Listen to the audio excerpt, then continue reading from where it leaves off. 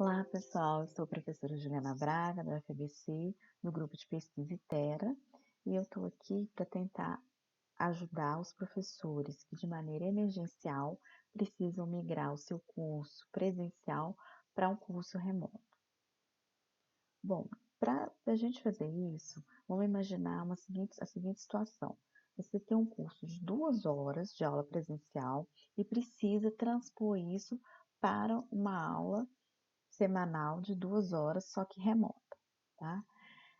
A primeira consideração a ser feita é que você pode transmitir esse conhecimento para o aluno de maneira remota de diversas formas, como, por exemplo, disponibilizar uma videoaula que você tenha gravado, um capítulo de um livro, o PDF da sua aula que você já havia preparado no presencial, tá? E até mesmo uma videoaula de algum outro docente de uma outra universidade que seja de confiança, né? Você pode aproveitar esse conteúdo e dispor para esse aluno, tá? Mas não é recomendado, então esse é o segundo ponto importante, que você disponibilize esse recurso e ache que o aluno vai ficar 2 horas, ou seja, o mesmo tempo da sua aula presencial, em cima daquele recurso, aquele único recurso. Isso não é recomendado, tá? Porque torna a aula muito cansativa. Então, o que é o ideal? É você disponibilizar um recurso menor, como por exemplo uma videoaula de 8 horas, e complementar as 2 horas dando atividades para o aluno. Tá? Então, por exemplo, você pode associar uma videoaula com um exercício de retorno automático para o aluno, ou com um exercício no Word que o aluno possa te entregar refletindo a respeito de um texto que você disponibilizou, ou fazer com que ele interaja no fórum com outros alunos. Tá? Então, e essa combinação de recurso teórico com um recurso mais prático para aluno é que vai dar, somado, vai dar as 2 horas. Então, você estima mais ou menos quanto tempo que o aluno vai levar para assistir a videoaula, se for videoaula, e para realizar os exercícios que você passou.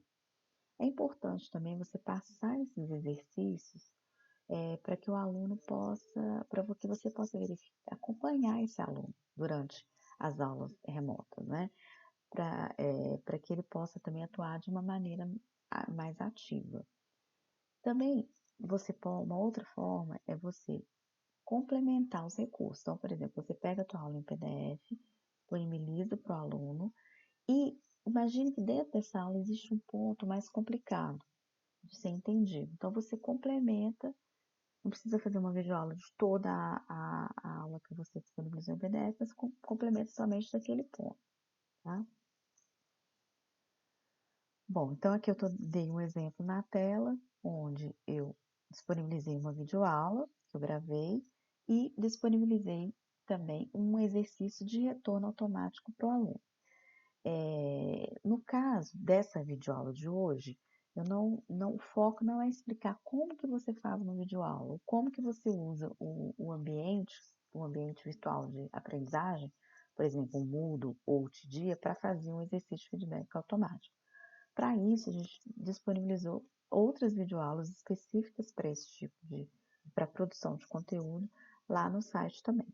Então, a aula de hoje é mais essa questão da transposição.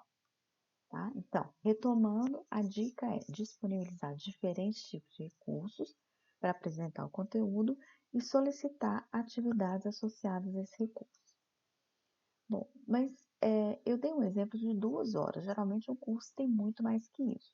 Tá? Então, num curso remoto, é muito importante o planejamento.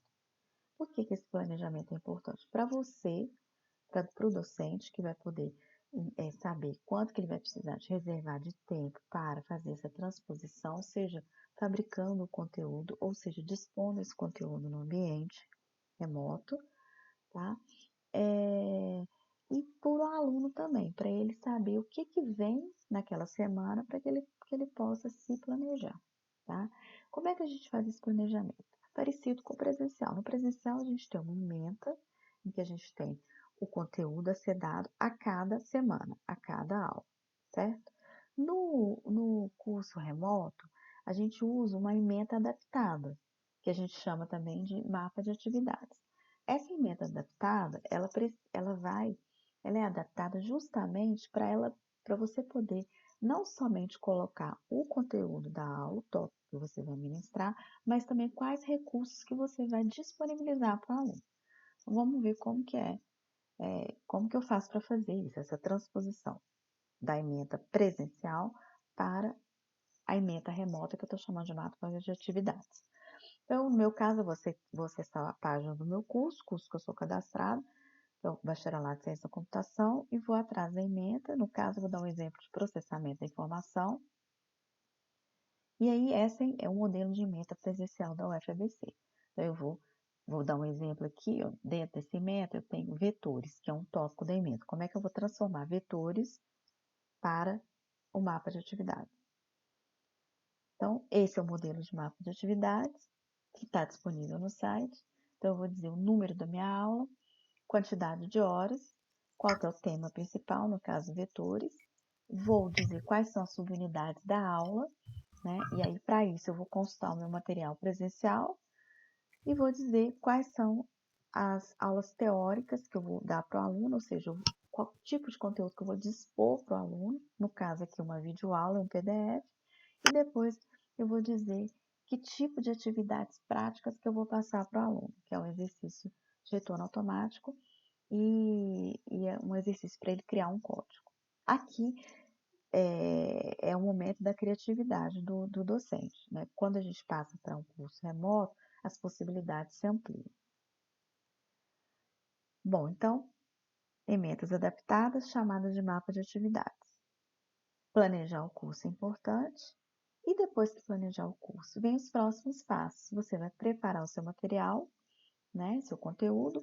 Você mesmo pode fazer, pode aproveitar do presencial, pode buscar os conteúdos na web. São muitas e muitas universidades nacionais e internacionais que dispõem de conteúdos gratuitos e com licença. No site também a gente tem exemplos de universidades que fazem isso. Você vai preparar as atividades e vai disponibilizar isso tudo para o aluno onde você se sente mais confortável, seja no TDIE, seja no Moodle, seja no Google Drive com algumas restrições, mas você consegue fazer também. Então, o resultado do meu planejamento para esse tópico seria esses recursos aqui, a videoaula, o feedback automático e o PDF. Mas você vai ter que fazer isso para todo o curso. Então, para finalizar, quais são as dicas? Aproveite o conteúdo que você já possui no presencial, procure complementar com conteúdos de qualidade na web e visite o nosso site ou outros sites que estão disponíveis para entender como que você vai usar as ferramentas para produzir esse conteúdo. Então, nessa aula de hoje é isso. Obrigada pela atenção e até a próxima.